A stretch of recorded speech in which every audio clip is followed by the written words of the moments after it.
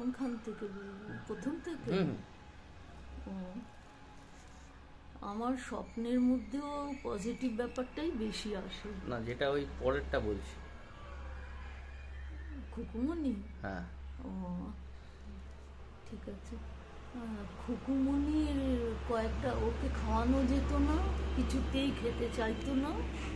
কে, আমাকে? হ্যাঁ, তা ছোটবেলা জানি বাচ্চারা খুব ভোগে, দেখেছি বাড়িতে কাকা বা মা সবাইকেই, বাচ্চারা ভীষণ ভোগে। আমি ওই ভোগার ভয়ে প্রথম থেকেই ওকে অচলা দত্ত এখানে চন্দননগরের চাইল্ড স্পেশাল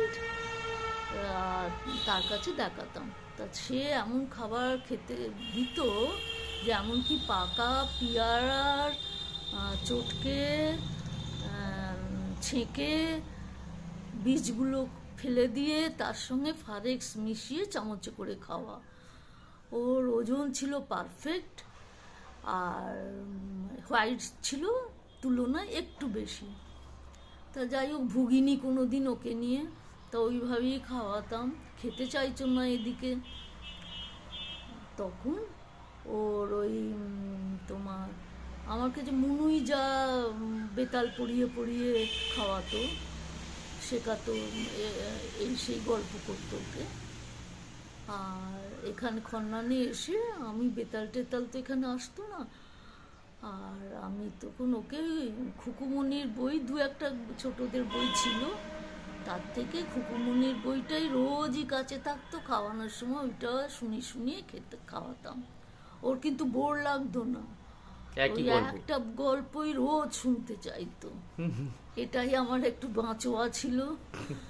তা যাই হোক, কিন্তু ও এমনই পজিটিভ আর হ্যাপি এন্ডিং চাই ওর।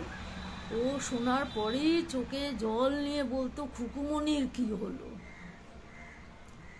তা আমি তখন আমার বানিয়ে ওই বলে দিতাম ওইটুকু, যে খুকুমনি ছুটতে ছুটতে ওই ছোট ভাল্লুকও ওকে সবাই তাড়া করেছে, তখন ছুটে ছুটে ও ওই ভাল্লুকদের ঘরেই ঢুকে পড়েছে। আর তখন ওই ঢুকে পড়েছে, আর তখন ভাল্লুকের বাবা মা বলছে ওকে তাড়িয়ে দাও, ও এ নয় ও নয়। তখন ছোট ভাল্লুক বলছে না, ও আমার বন্ধু, আমার সঙ্গে থাকবে বলে ওকে বাড়িতে আর থাকতে দিল। ওরা দুজনে বন্ধু হয়ে গেল, ওর বাবা মাও মেনে নিল। Happy ending. এই এই গল্পগুলো আমার লাইফে অনেকটাই ইম্প্যাক্ট করেছে, মানে মানে আমার পজিটিভনেস বা কিছু করার উদ্যম যেটা আছে। আর এই মানে সবাই মানে অ্যানিম্যাল লাভার টাইপের, আর প্রত্যেকটা কার্টুন ক্যারেক্টারে তো এই ধরনের একটা থাকে, যেমন টিনটিনের স্নোই রয়েছে, অ্যাস্টোরিক্সেরও রয়েছে, অ্যাস্টোরিক্স অবলিক্সের, বেতালেরও রয়েছে, অরণ্যদেবেরও রয়েছে, অনেক অ্যানিম্যাল, তুফান, বাঘা, আরও অনেক কিছু। তো ভালো এটা। এখন তো এই ইমোশনাল ব্যাপারটাই আস্তে আস্তে হারিয়ে যাচ্ছে। এটা দরকার আছে বাচ্চাদের, প্রত্যেকটা বাচ্চাদের এখন উল্টোপাল্টা অনেক কিছু শেখানো হয় বাড়িতে, আর নেগেটিভিটি এত আশেপাশে, তার জন্য অনেক নেগেটিভ চাইল্ডও হয়ে যাচ্ছে, নিজেকে বিশ্বাস করে না। তারপর তো আমার লাইফে এলো নেতাজি সুভাষচন্দ্র বোস, বিবেকানন্দ, এদের কথা অনেক পড়েছি,